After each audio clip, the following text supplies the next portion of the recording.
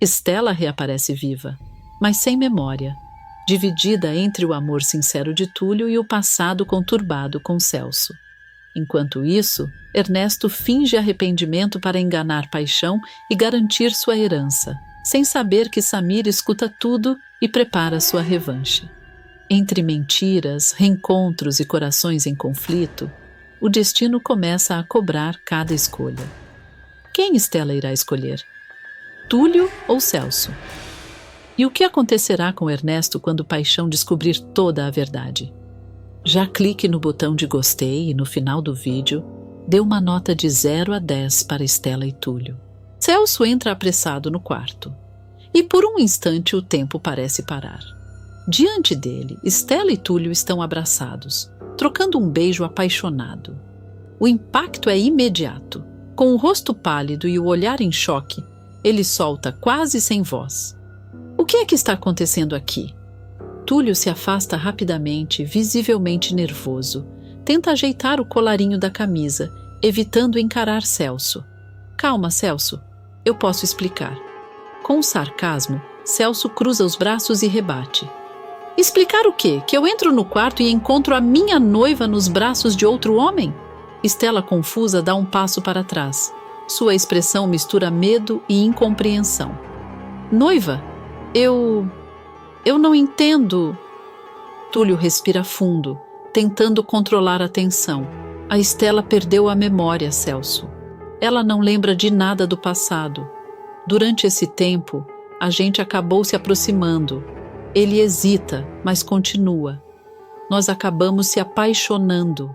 Celso o encara com um olhar de desconfiança, quase ferino. Que conveniente, não é, Túlio? A mulher perde a memória e de repente se apaixona por você. Que história bonita. Pena que eu não acredito em contos de fadas. Estela tenta interromper a tensão. Seu tom é doce, mas trêmulo. "Por favor, não briguem. Eu juro que não quis magoar ninguém. Tudo isso é muito novo para mim. Eu não sei quem eu era antes, nem o que sentia. Só sei que desde que vim parar aqui, o Túlio tem sido bom comigo." Celso dá um passo à frente, a voz embargada de emoção. "Estela, você precisa se lembrar do que a gente viveu. O nosso amor foi real, forte, impossível de esquecer. Você é o amor da minha vida, e quando você desapareceu, eu achei que fosse enlouquecer." Estela o observa, tentando encontrar algo familiar naquele olhar desesperado, mas sua mente continua em branco. "Eu sinto muito. Eu queria lembrar, queria mesmo, mas tudo parece um borrão." Túlio segura a mão dela e tenta amenizar o clima, dissimulado. "Talvez seja melhor dar tempo ao tempo, Celso. Forçar lembranças só vai machucar ainda mais." Celso lança um olhar frio. "Ah, claro. Para você, quanto mais tempo ela ficar sem lembrar, melhor, não é?" Túlio finge não se abalar, mas o olhar denuncia o incômodo. "Eu não sou seu inimigo, Celso. Só quero o bem da Estela." "O bem da Estela", repete Celso com ironia. "Ou o seu próprio bem." Estela, aflita com a tensão crescente, levanta a voz pela primeira vez. "Chega, eu não aguento mais. Eu não sei o que pensar, nem o que sentir. Tudo que eu quero agora é ficar sozinha." Ela se afasta, o olhar marejado, e sai do quarto em silêncio. Celso permanece imóvel, os olhos fixos em Túlio, que tenta disfarçar o nervosismo. A respiração de ambos se torna pesada, o clima carregado. O silêncio diz tudo. Aquele triângulo amoroso acabou de começar, e ninguém ali pretende recuar. Assim que Estela deixa o quarto, o clima pesa. O silêncio entre Celso e Túlio é cortante. O olhar de Celso, cheio de raiva contida, encontra o de Túlio, que tenta disfarçar o nervosismo com um sorriso sem graça. "Então é isso?" provoca Celso, cruzando os braços com ironia. "Além de fingir ser um bom samaritano, você ainda teve a ousadia de roubar o amor da minha vida?" Túlio respira fundo, tentando manter a calma. "Eu não roubei nada de ninguém, Celso. Estela perdeu a memória e a vida seguiu. Eu apenas estive ao lado dela quando você não estava." "Que nobreza, hein?" rebate Celso com sarcasmo. Posso imaginar o quanto foi difícil se apaixonar por uma mulher que não lembrava nem do próprio nome. Túlio o encara, tentando conter a irritação. Você acha que eu planejei isso? Que me aproveitei dela? Stella é livre, vai escolher com quem quer ficar e eu não vou desistir tão fácil. A resposta faz Celso rir, um riso frio, debochado. Ele dá um passo à frente, diminuindo a distância entre os dois. Escolher? Repete com desdém. Assim que ela recuperar a memória, vai se lembrar de tudo, do que nós vivemos. E quando isso acontecer, Túlio, ela mesma vai te colocar para fora da vida dela. O tom é ameaçador, e Túlio sente o peso daquelas palavras. Ainda assim, tenta não recuar. Talvez você esteja certo, talvez não. Mas até lá, sou eu quem está ao lado dela. Celso se aproxima ainda mais, encarando-o de cima a baixo. Então aproveite enquanto pode, porque esse seu teatrinho de homem bonzinho vai acabar logo. Ele faz uma pausa, olhando firme. Se eu fosse você, me colocava no meu lugar, antes que eu mesmo te faça lembrar quem está sobrando nessa história. Túlio engole seco, mas mantém o olhar firme, disfarçando o medo com um ar de confiança. Pode tentar me intimidar o quanto quiser, Celso. Eu não vou recuar. Stella merece alguém que a ame de verdade. E se isso te incomoda, o problema é seu. Celso esboça um sorriso forçado. Vira-se devagar e sai do quarto, batendo a porta com força. Túlio permanece ali, respirando fundo, o coração acelerado, tentando se convencer de que fez a coisa certa, mesmo sabendo que a guerra entre eles só está começando. O dia amanhece calmo na Casa dos Anjos, o orfanato simples e acolhedor dirigido por Zulma. As crianças brincam no pátio e o som das risadas infantis contrasta com a tensão que logo se instala quando Ernesto chega acompanhado de Paixão. De terno engomado e sorriso ensaiado, Ernesto se mostra o retrato da bondade, uma imagem cuidadosamente construída para enganar o velho padrinho. Zulma, já cúmplice no plano, os recebe com entusiasmo forçado. Que honra receber o senhor novamente, seu Ernesto, e o senhor também, seu Paixão. Ela aperta as mãos dos dois, dissimulada, com um olhar rápido de cumplicidade para o vigarista. Paixão observa o lugar com ternura, emocionado com o que vê. É bonito ver crianças tão bem cuidadas, e saber que o Ernesto ajuda tudo isso me alegra o coração, diz o idoso com voz fraca, apoiando-se na bengala. Zulma, pronta para reforçar o teatro, responde com doçura calculada. O seu afilhado é um verdadeiro anjo, seu Paixão. Sempre que precisamos de mantimentos, remédios, roupas, lá vem ele com a solução, um benfeitor como poucos. Ernesto, encenando modéstia, baixa o olhar e finge humildade. Eu só faço o que qualquer pessoa de bem faria, senhorita Zulma, e lança um olhar rápido para ela, disfarçando um sorriso malicioso. Paixão sorri, emocionado. Fico feliz, meu rapaz. É bom saber que amadureceu. Eu estava mesmo precisando ver isso. Ele faz uma pausa, apoiando a mão no peito, sentindo um leve desconforto. Meu coração anda cansado, Ernesto. O médico disse que o tempo dele já está se encurtando. Ernesto finge preocupação, mas seus olhos brilham com segundas intenções. Não diga isso, padrinho. O senhor vai viver muitos anos ainda, e eu estarei sempre aqui para cuidar do senhor e dos que o senhor ama. Paixão se emociona com as palavras doces. Se continuar assim, meu filho, mostrando esse bom coração, talvez eu até pense em deixar toda a minha fortuna para você. Mas se me decepcionar, juro que cada centavo vai para instituições de caridade. Quero ter certeza de que o bem vai continuar sendo feito, mesmo depois que eu partir. O olhar de Ernesto se endurece por um instante, mas ele logo disfarça com uma expressão de falsa piedade. O senhor pode confiar em mim, padrinho. Eu mudei. Juro que deixei o passado para trás. Zulma suspira teatralmente como se estivesse comovida. Que bonito ouvir isso. Um homem disposto a recomeçar é sempre digno de admiração. paixão sorri satisfeito e despede-se com um leve aceno, caminhando lentamente em direção à porta. Fico em paz sabendo que meu afilhado encontrou o caminho certo. Continue assim, Ernesto. Faça o bem sem olhar a quem.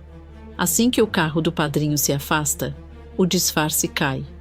Ernesto solta uma gargalhada debochada, tirando o lenço do bolso e enxugando o suor da encenação. Que espetáculo, hein, Zuma? Se existir prêmio para melhor atriz do orfanato, ele é todo seu. Zuma ri, orgulhosa, guardando o envelope gordo de dinheiro que Ernesto lhe entrega. É priminho? Eu sou boa mesmo em passar os outros para trás. E olha que nem precisei forçar muito. Ernesto acende um cigarro, encostando-se no batente da porta. Continue assim, minha cara. De onde veio esse tem muito mais. Quando o velho bater as botas, tudo vai vir para mim, e você não vai se arrepender de ter me ajudado. Os dois brindam com copos de café frio, satisfeitos com o sucesso do golpe.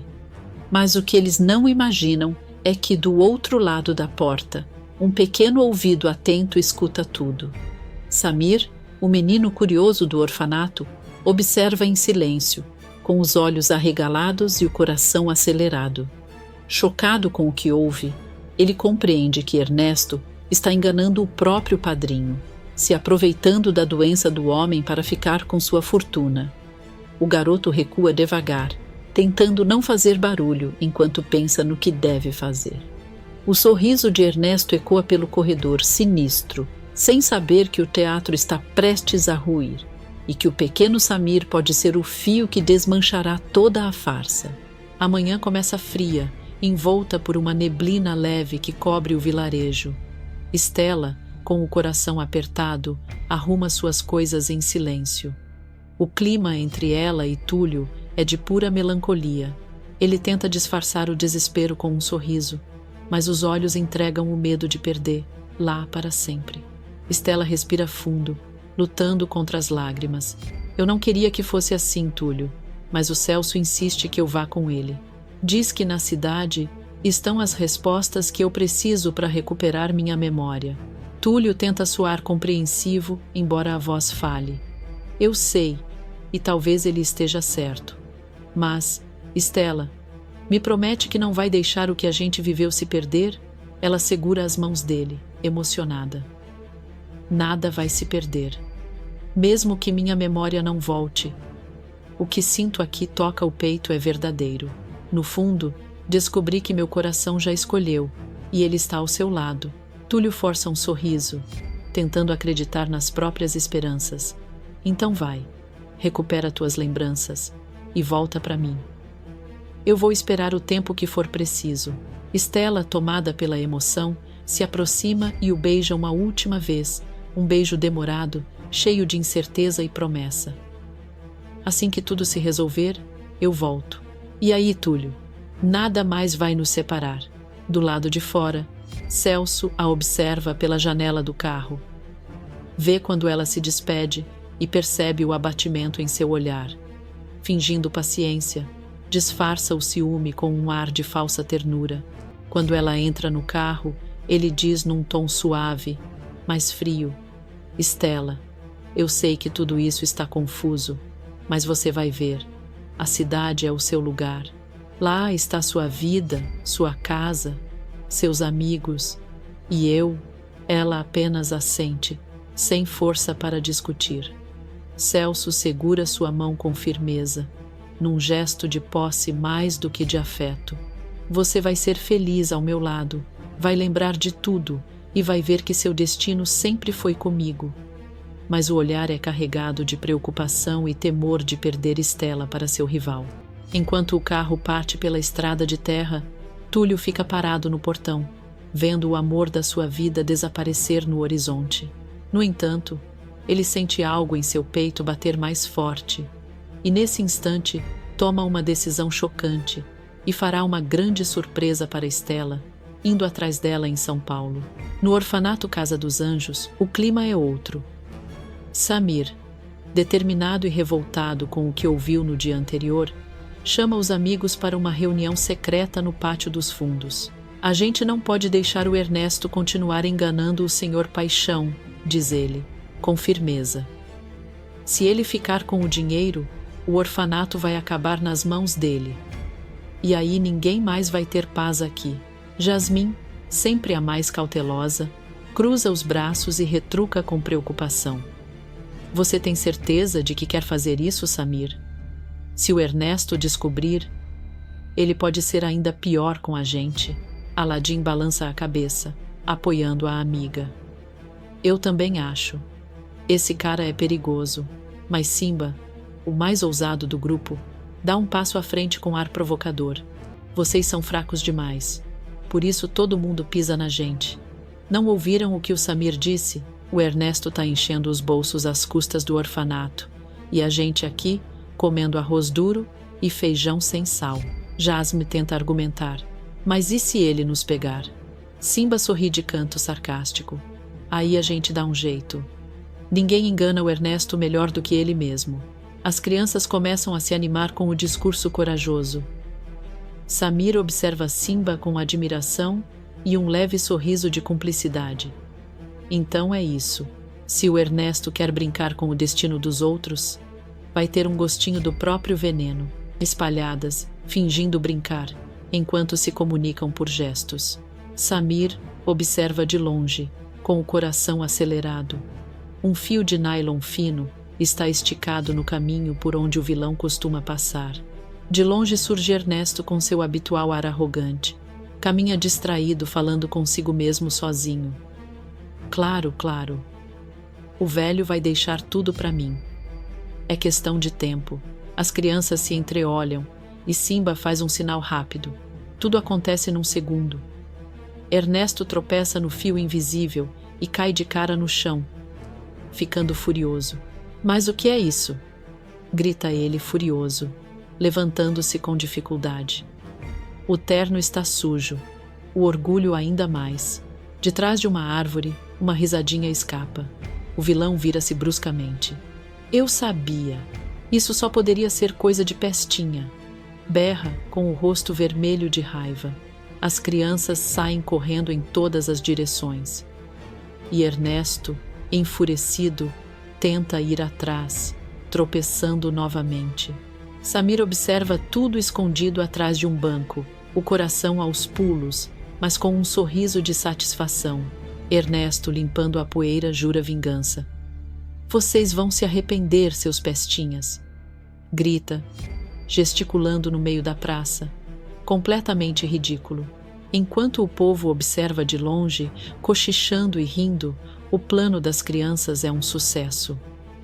Samir e Simba trocam um olhar cúmplice, certos de que aquele era apenas o começo. A guerra contra o vigarista havia começado, e dessa vez os pequenos estavam prontos para lutar com astúcia e coragem.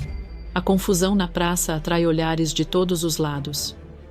Ernesto, ainda coberto de poeira e com o terno amassado, continua gritando feito um louco, xingando as crianças que o fizeram cair. Pestes insolentes. Vou ensinar o que é respeito. Berra, chutando o ar, tomado de fúria.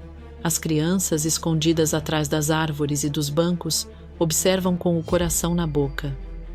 Samir, sem conseguir conter a inquietação, dá alguns passos à frente, determinado a encarar o vilão.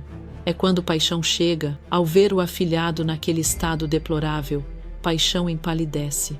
Mas o que é isso, Ernesto? Pergunta, com voz trêmula e olhar de espanto. Que escândalo é esse? No meio da praça e diante das crianças. Ernesto se vira, assustado, tentando recompor a postura. Engole em seco, o sorriso forçado tremendo nos lábios. Padrinho, o senhor não sabe o que aconteceu. Essas crianças me atacaram. Colocaram uma armadilha para me derrubar. Eu só estava tentando corrigir. Samir, tremendo, dá um passo à frente. Isso não é verdade! Grita com coragem. O senhor estava gritando, dizendo que ia fazer mal pra gente. Paixão encara Ernesto com um olhar severo, o mesmo olhar que o rapaz conhecia desde pequeno e que sempre significava uma coisa: decepção. É isso mesmo, Ernesto? Está dizendo essas barbaridades para uma criança? O vilão se desespera, gaguejando. O senhor entendeu errado, padrinho. Eles estão mentindo, tentando me incriminar. São crianças de rua, mal educadas, sem disciplina. Eu só quis ensinar um pouco de respeito. Por favor, seu Paixão, o senhor sabe que eu mudei. O senhor mesmo disse que acreditava em mim. Eu só tive um momento de raiva. Paixão balança a cabeça, desolado. Um momento de raiva, Ernesto, diz, com a voz embargada. Eu te dei todas as chances do mundo. Acreditei em você quando ninguém mais acreditava. Fechei os olhos para tanta coisa errada, só para te ver seguir um caminho melhor. Ernesto tenta se aproximar, com os olhos marejados. Mas o idoso levanta a mão, impedindo-o. Não, chega, eu cansei. Você prometeu mudar, mas continua o mesmo patife de sempre. Desesperado, Ernesto se ajoelha no chão. Teatral. Me escute, padrinho. Me dê mais uma chance. Eu juro que dessa vez é diferente. Eu posso provar. Posso fazer o bem. Paixão o observa com tristeza, mas sua expressão muda para firmeza. Eu te dei todas as chances do mundo, Ernesto. Todas. E você quebrou cada uma delas. Faz uma pausa, olhando diretamente nos olhos do rapaz. Chega. Você nunca mais verá a cor do meu dinheiro. O silêncio é sepulcral. Ernesto arregala os olhos, o desespero estampado no rosto. O senhor não pode fazer isso comigo, grita. Mas Paixão já se vira para ir embora. Posso, sim, responde, sem olhar para trás. E vou fazer. Prefiro deixar tudo para quem precisa de verdade do que alimentar mais uma mentira sua. Ernesto, tomado pelo ódio, cerra os punhos, os olhos marejados de raiva e humilhação, enquanto Ernesto se humilha diante do padrinho, tentando arrancar uma última migalha de perdão. O destino decide agir por conta própria. Do outro lado da rua, um carro para devagar.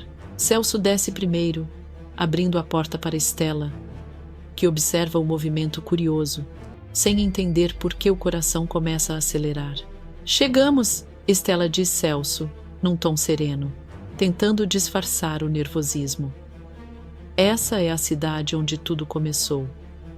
Talvez ver esses lugares te ajude a lembrar, mas antes que ele pudesse dizer qualquer outra coisa, o olhar dela se fixa num ponto distante. O som da voz de Ernesto, aos berros, ecoa pela praça. Estela franze o senho, sentindo um arrepio percorrer o corpo. Celso percebe a mudança em seu semblante. O que foi? Está tudo bem? Ela não responde. Dá um passo à frente, trêmula, e o tempo parece parar. Lá está Ernesto, ajoelhado, implorando piedade ao padrinho. A cena, misturada ao som da praça e a poeira suspensa no ar, desencadeia uma onda de lembranças confusas. De repente, flashes começam a invadir sua mente. A lagoa, o empurrão, o grito abafado, o frio da água, a escuridão. O corpo de Estela treme, o coração dispara. Ela leva as mãos à cabeça e murmura, assustada. Foi ele. Foi aquele homem. Celso a segura pelos ombros, preocupado. Estela, o que você está dizendo? Ela o encara com os olhos marejados, a respiração ofegante. Foi aquele homem. Ele que me empurrou na lagoa. A revelação explode no ar como uma bomba. Paixão. Ernesto e até as crianças que observavam à distância se voltam na direção dela. O rosto de Ernesto empalidece e o desespero dá lugar ao medo. Celso avança, furioso, o sangue fervendo. Então foi você, desgraçado! Grita, partindo na direção do vilão. Foi você quem fez mal de novo contra a Estela. Paixão fica em choque, olhando de Ernesto para a moça, sem acreditar. É verdade isso, Ernesto? Pergunta com a voz embargada. Foi você quem empurrou a Estela na lagoa. O vilão gagueja, tentando encontrar uma desculpa, o rosto coberto de suor. Eu não queria. Foi um acidente. Eu só queria conversar com ela, mas ela me provocou, me chamou de canalha. Eu perdi a cabeça. Stella se aproxima, a raiva tomando conta. Por sua culpa, eu perdi a memória, diz, chorando e ao mesmo tempo furiosa. Fiquei longe de casa, longe das pessoas que amo. Você destruiu a minha vida. Sem conter a revolta, Stella parte para cima dele e o estapeia com força. Isso é pelo que me fez passar, miserável, grita, enquanto Ernesto tenta se proteger, cambaleando. Paixão tenta intervir atônito, enquanto Celso avança para afastá-los. Mas antes que consiga, uma nova voz surge atrás deles. Stella! Grita Túlio, correndo até ela. A moça se vira, surpresa. Túlio, o que você está fazendo aqui? Ele respira fundo, ofegante, o olhar firme e decidido. Eu não consegui te deixar ir, e percebi que não podia ficar parado. Eu vim porque vou lutar por você, Stella, pelo que a gente viveu, pelo que ainda pode existir entre nós. Celso se volta para ele, irritado. Ora, mas o que é isso? Veio fazer cena agora? Ela está comigo. Túlio mantém a calma, mas o olhar é desafiador. Ela está livre para escolher, Celso, e eu não vim brigar. Vim ficar ao lado dela. Stella, ainda atordoada pela avalanche de lembranças, olha para os dois homens que marcaram sua vida. Um representando o passado que ela acabou de reencontrar, o outro, o presente que a ensinou a recomeçar. Enquanto ela tenta respirar, Ernesto, caído no chão, observa a cena com ódio e desespero, percebendo que perdeu tudo: o dinheiro, a confiança e agora a chance de escapar. Paixão, decepcionado, se afasta com um olhar pesaroso. Eu não sei o que é mais triste, Ernesto. Te ver nessa condição ou perceber que eu acreditei em você até o fim. Ele se vira para Stella com ternura. Que bom que a verdade veio à tona, minha filha. Agora você pode seguir em paz. Stella o agradece com um olhar emocionado, enquanto Celso e Túlio trocam olhares carregados de tensão. E ali, no meio da praça, sob os olhos de todos, a memória de Stella volta por completo e, junto com ela, a certeza de que nada mais será como antes. O clima fica pesado no pátio da Casa dos Anjos. Ernesto, ainda de joelhos, tenta limpar as lágrimas falsas do rosto, enquanto Paixão se afasta em silêncio, decepcionado.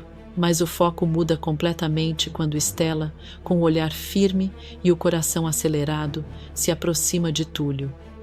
Celso, a poucos metros, observa com uma expressão carregada de desconfiança. Ela o encara por um instante, como quem tenta encontrar coragem dentro do próprio peito. Então, sem dizer nada, o surpreende com um beijo intenso, tomado de emoção e libertação. Túlio fica sem reação, surpreso com o gesto, e depois corresponde, tomado por uma mistura de alívio e paixão. Com um leve sorriso nos lábios, Stella sussurra com firmeza: o Celso já me fez muito mal. Antes de eu perder a memória, eu ainda pensava se o perdoava ou não. Mas agora, lembrando de tudo, eu sei que é com você que eu quero estar, não com ele. Túlio fica atordoado, o olhar marejado, como se o mundo inteiro tivesse parado ali. Ele tenta disfarçar o quanto está emocionado, mas a voz trêmula o entrega. Stella, você não sabe o quanto eu esperei por isso. Achei que nunca mais ouviria você dizer algo assim. Enquanto os dois se encaram, Celso, que assistia à cena de longe, fecha os punhos com força. Seu olhar, cheio de rancor e ciúme, parece ferver. Ele dá alguns passos à frente, forçando um sorriso dissimulado, e solta com ironia: que bonito, hein? Mal recupera a memória e já esquece quem esteve ao seu lado por anos. Realmente, Stella, você tem um coração generoso. Stella o encara de volta, sem medo, e responde num tom firme, com um toque de sarcasmo. Generoso, sim, mas não tolo. Eu finalmente enxergo quem você é, Celso. E quer saber? Eu mereço paz. Túlio, sentindo o clima esquentar, dá um passo à frente e diz com firmeza: Chega, Celso. Você já machucou Estela demais. Agora é hora de deixá-la viver o que sente, sem a sua sombra por perto. Celso força uma risada amarga, olhando para os dois com desprezo. Deixar? Ah, vocês acham que a vida é um conto de fadas, não é? Pois saibam que isso não vai ficar assim. Estela, você vai se arrepender de me virar as costas. Ele se aproxima quase rosnando, mas Estela se mantém firme. O encara de frente e responde com frieza: Eu já me arrependi demais por ter acreditado em você. Agora acabou. Celso, tomado pelo orgulho ferido, aperta os dentes, lança um último olhar carregado de ódio e se afasta com passos duros, jurando vingança em voz baixa. Isso não vai ficar assim. Eu juro que não vai.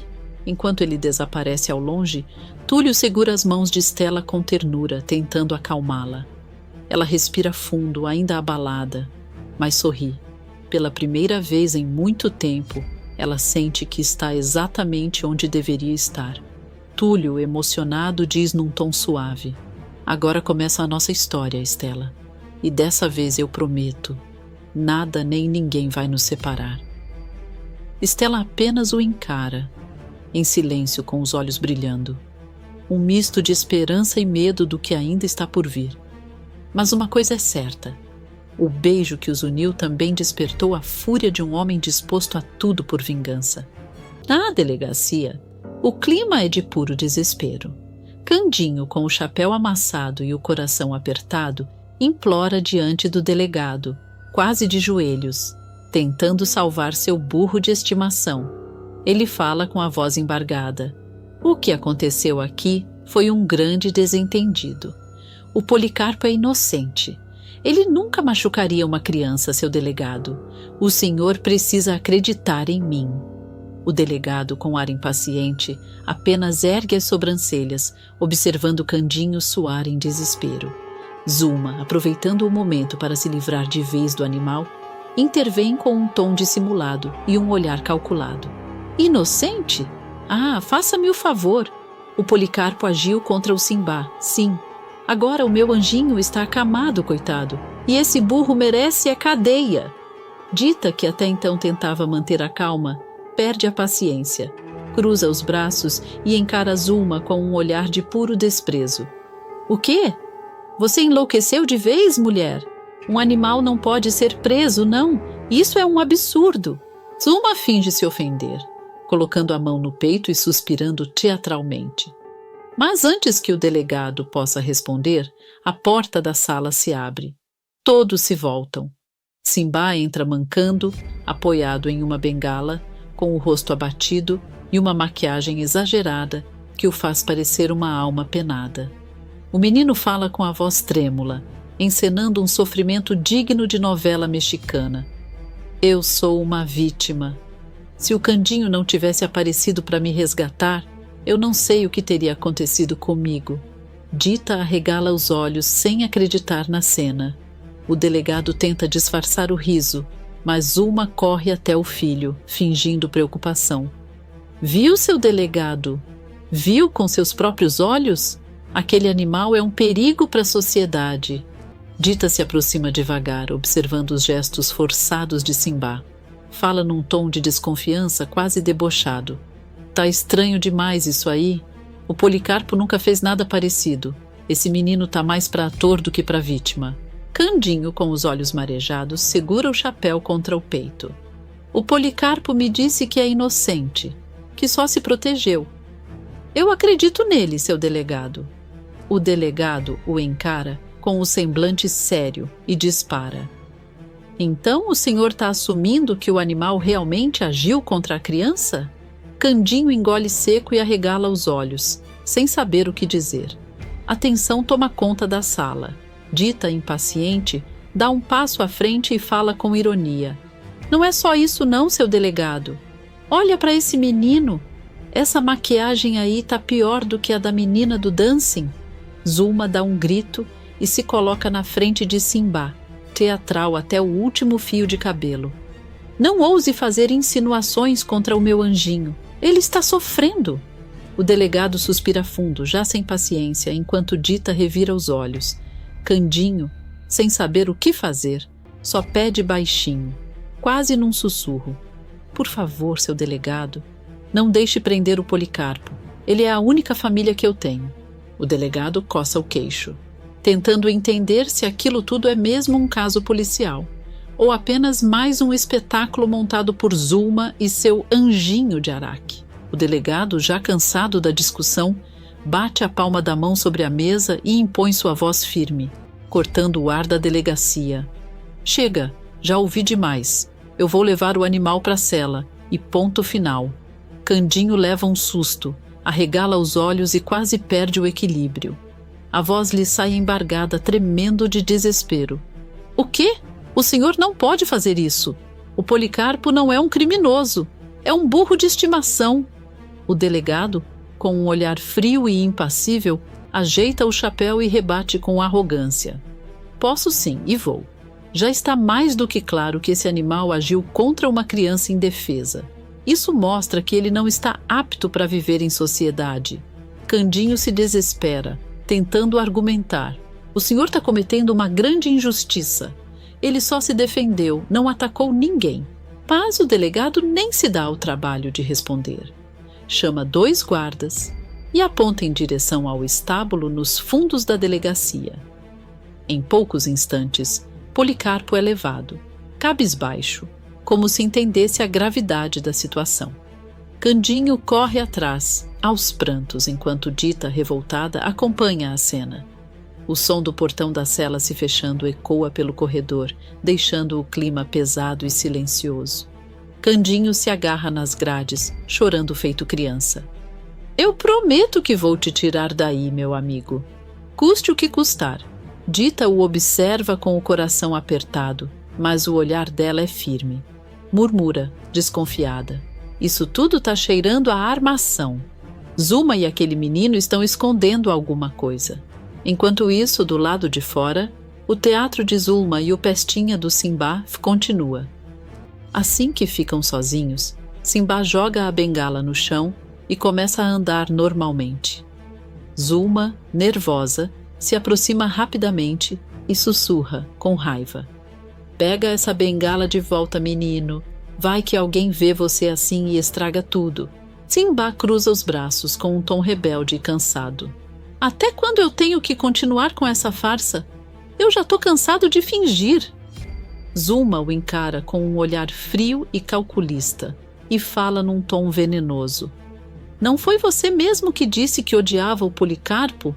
Pois então ele tá tendo o que merece. E quanto à farsa, só vai acabar quando eu mandar. Simbá abaixa a cabeça, contrariado. Zulma ajeita o cabelo e solta um sorriso falso, satisfeita com a própria maldade. De volta à delegacia, Candinho permanece ajoelhado diante da cela, soluçando, enquanto Dita tenta consolá-lo. Candinho, levanta daí, homem. Não adianta se desesperar. A gente precisa pensar numa forma de tirar o Policarpo dessa enrascada. Candinho, ainda sem forças, passa a mão no rosto molhado de lágrimas e responde com a voz fraca. Eu não consigo pensar em nada, Dita. O delegado não acredita em mim. Disse que eu sou doido por achar que consigo entender o Policarpo. Mas ele me contou o que aconteceu, eu juro. Dita se aproxima, o olha nos olhos e fala com firmeza. Então a gente vai ter que provar. De um jeito ou de outro, essa história vai ter que ser desmascarada. Candinho respira fundo, enxuga as lágrimas e encara a cela com determinação renovada. Eu só quero que o meu amigo seja livre. Ele não merece pagar por um crime que não cometeu. E enquanto a dor e a esperança se misturam no olhar de Candinho, um herói inesperado, ainda oculto entre as sombras daquela pequena cidade, se prepara para descobrir a verdade por trás da farsa de Zulma e Simbá. O destino de Policarpo está prestes a mudar. A notícia do aprisionamento de Policarpo corre pela cidade como fósforo em palha seca. No orfanato, a revolta vira decisão. Samir, Jasmim, Aladim e o grupo resolvem ir até a casa de Candinho, não para pedir, mas para confrontar. Andam em bando, com o passo decidido e o olhar endurecido. Ninguém ali aceita ver um amigo preso por uma armação. Ao chegarem, a porta se abre antes que toquem. Zuma aparece, toda pompa e falsidade, e solta a ordem como quem espanta moscas. O que estão fazendo aqui? Voltem agora mesmo para o orfanato. Samir, sem tirar o chapéu, responde com calma cortante. Viemos ver como anda a saúde do nosso vizinho. Também queremos saber por que o Policarpo está naquele lugar horrível. O que ele fez com você para merecer isso? Zuma troca um sorriso de crocodilo e face de ofendida, mas é Simba quem perde a máscara. Levanta o queixo e, com sarcasmo óbvio, declara: porque eu odeio aquele animal. Odeio que todos tratem ele como se fosse importante, como se eu não valesse nada. Eu mereço mais que ele, pronto. Jasmim pisa firme, gargalhando de desprezo. Eu sabia! Tá na cara que você tá fingindo. E continua. Não tá doente coisa nenhuma. Isso é atuação, Simba. Péssima, por sinal. Zuma, logo recobrando a compostura, aponta o dedo e tenta intimidar.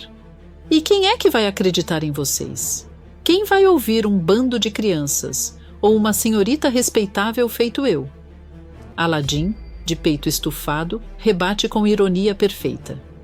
As mesmas pessoas que acreditaram que o Simba era a vítima ontem, as mesmas que fecharam os olhos agora, só que a verdade sempre encontra passagem. O rosto de Simba empalidece por um segundo, depois inflama-se em raiva. Pois podem tentar, rosna ele, mas vocês são só um bando de invejosos que não aguentam me ver nessa mansão. Vou ficar aqui, e o Policarpo que se dane. Quem é que não resiste a uma carinha de piedade, hein? Samir arregala os olhos, não de surpresa, mas de fúria contida. Jasmim cruza os braços e encara Zuma com desdém. A vilã, percebendo que a situação pode virar contra ela, joga a última cartada de autoridade. Agora chega. Saiam daqui. As crianças se entreolham, não recuam. Samir dá um passo à frente, a voz baixa e firme.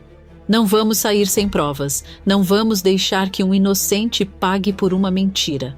Zuma faz um gesto de quem suspira pelo incômodo e fecha a porta com um estalo seco. Mas do outro lado, os olhos das crianças brilham de determinação. A partida não é um recuo, é um recado. Eles voltam com um plano, e dessa vez ninguém os cala.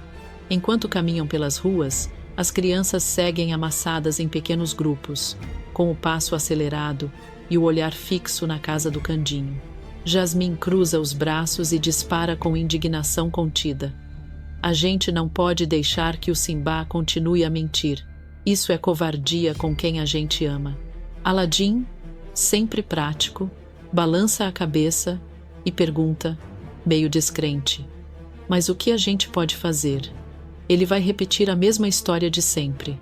Tô doente, a galera tem inveja, e pronto. Sem prova, ninguém dá ouvidos.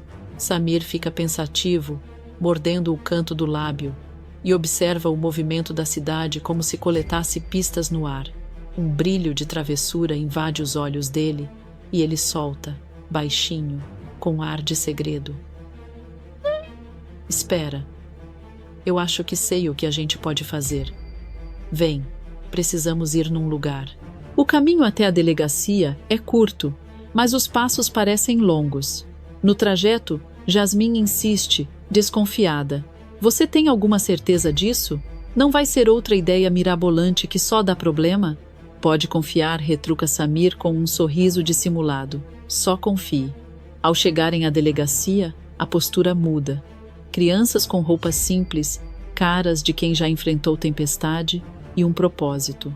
Candinho, que estava ali desde cedo, arregala os olhos ao ver o bando entrar. O que vocês vieram fazer aqui? Pergunta, aflito e esperançoso.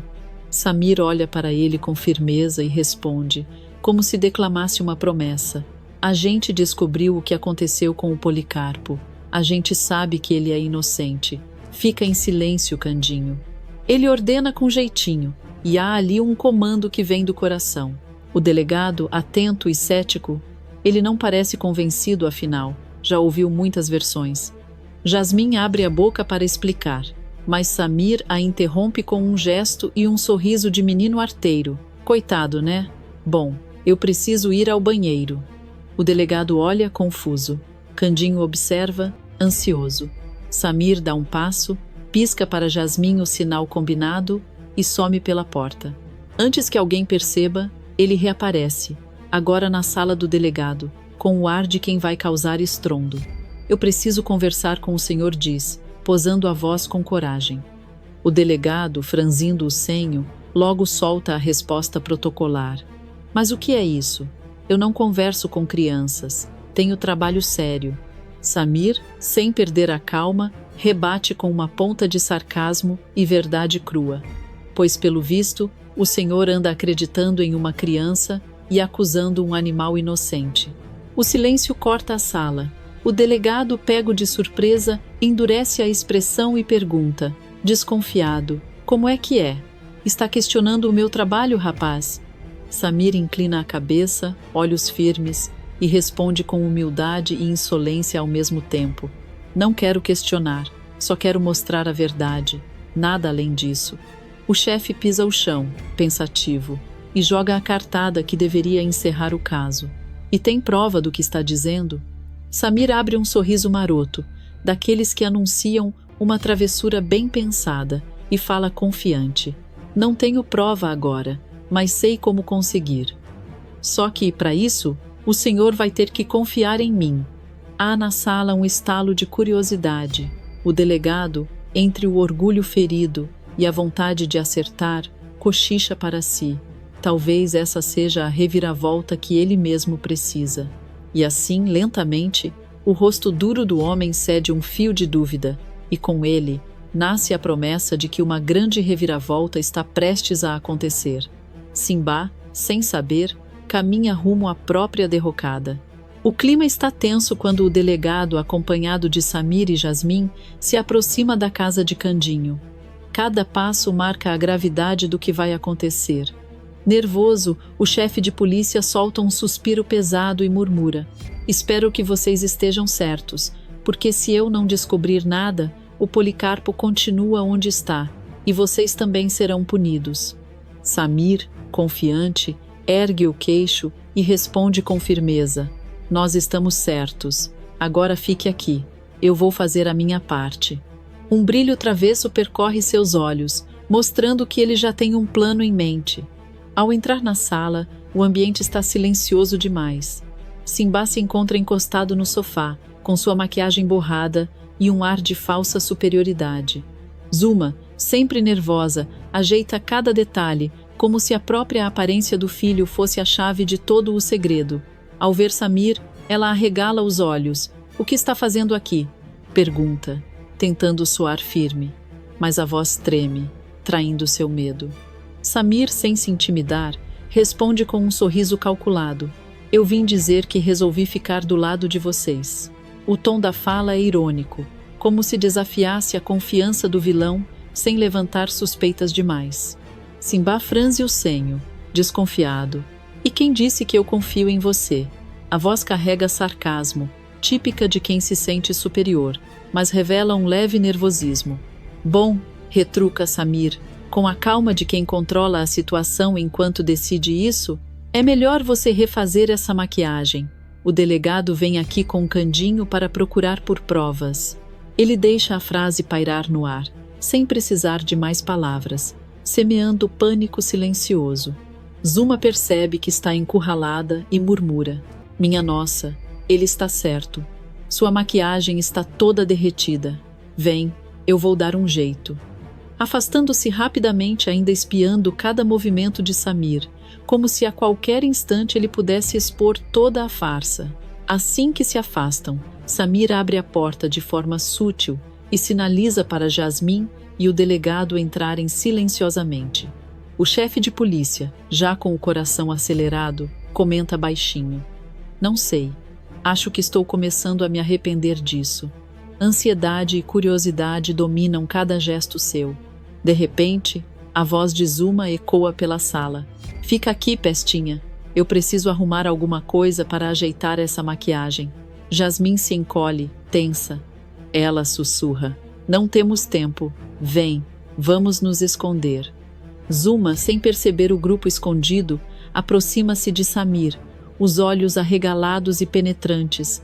E quanto a você, eu estou com os meus 2 olhos bem abertos. Cada palavra traz uma ameaça velada, e Samir apenas responde com um leve sorriso de desdém contido, mantendo a calma. O silêncio que se segue pesa na sala. Cada respiração amplifica a tensão. Samir sabe que é o momento de agir, que cada movimento pode desarmar a mentira e fazer a farsa desmoronar. O delegado, ainda à porta, observa, dividido entre incredulidade e esperança, sem perceber que está prestes a testemunhar a derrocada dos vilões. Enquanto Simba e Zuma acreditam ter o controle absoluto, a astúcia das crianças transforma a aparente vantagem em desastre. Cada olhar, gesto e palavra carregam a tensão de um segredo prestes a ser revelado, e ninguém, nem os vilões, escapa ileso. Assim que Zuma se retira, Simba se endireita e abre um sorriso carregado de arrogância.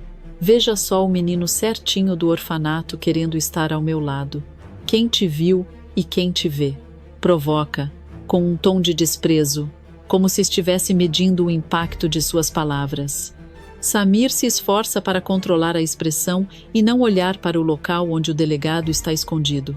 Sim, eu quero ficar ao seu lado, diz com calma calculada, mas quero que me conte o que aconteceu de verdade.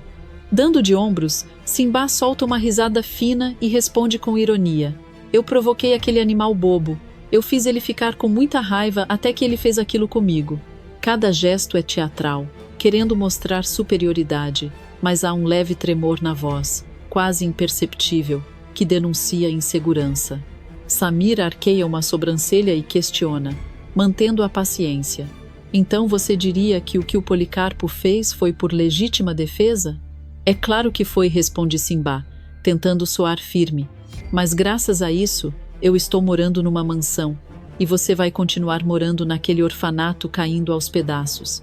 Agora me diga, você acha que ser bonzinho te leva a algum lugar?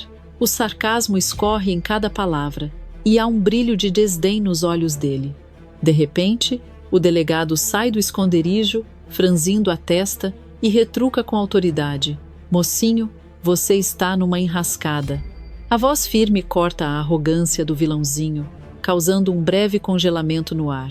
Zuma aparece imediatamente, assustada, os olhos arregalados. O que está acontecendo aqui? Pergunta, tentando esconder o medo por trás de uma postura ríspida. Vocês 2 terão que me acompanhar até a delegacia, responde o delegado, com firmeza. Acham que vão mentir para mim e ficarem impunes? Cada palavra pesa como sentença, e o ar de autoridade é quase sufocante. Desesperado, Simba começa a correr, tropeçando levemente em sua própria farsa, enquanto o delegado o segue com passos rápidos. Eu não acredito que caí no truque de uma criança fingindo que está mancando, exclama, exasperado. Vamos, madame. Primeiro eu levo você e depois procuro por ele. O tom é ríspido, mas a situação evidencia que a estratégia das crianças funcionou. Ao ser pega, Zuma lança um olhar furioso para Samir e Jasmim, os olhos queimando raiva e frustração. Samir apenas sorri, disfarçando uma satisfação contida. Jasmim também devolve um sorriso de triunfo silencioso, sentindo que, finalmente, a farsa de Simba e Zuma começa a desmoronar diante de seus próprios olhos. O clima na sala fica carregado, e cada movimento revela a tensão crescente. Simba tenta recompor a postura, mas já não há mais espaço para manipulação. Zuma, ainda tentando manter a autoridade, percebe que o controle escapou completamente de suas mãos, enquanto as crianças observam com astúcia, cientes de que a vitória está prestes a se consolidar. Um tempo depois, Samir chega ao estábulo de Policarpo e encontra Candinho, Dita e o animal. O clima está tenso, mas carregado de alívio.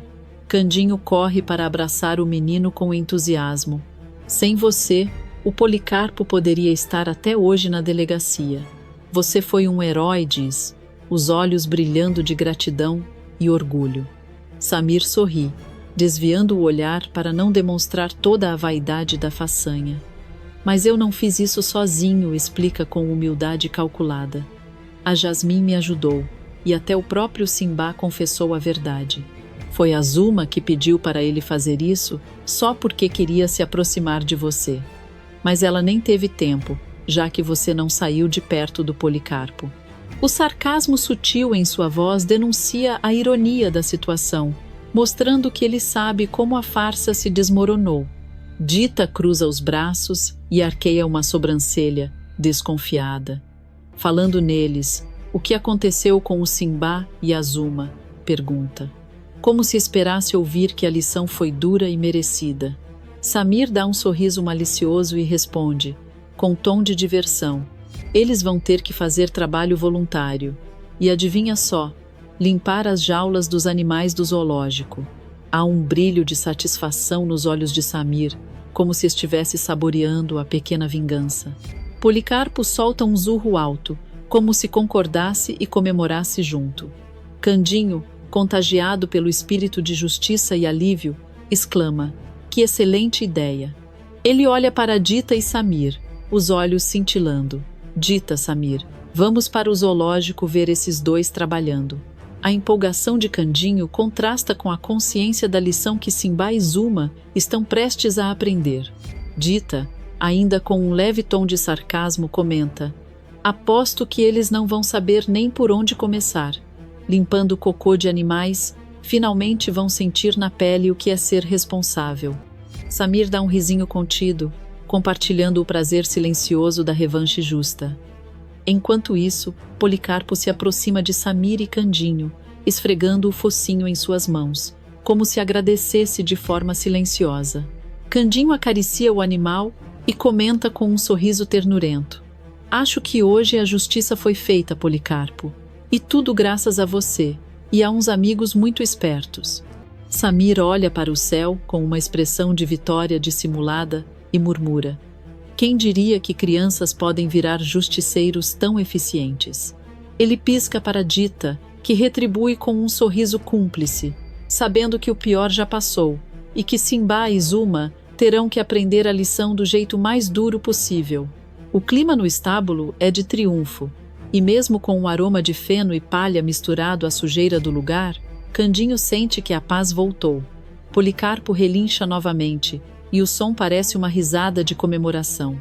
O futuro agora se apresenta mais leve, com a certeza de que a justiça, mesmo que às vezes inesperada, encontra seu caminho.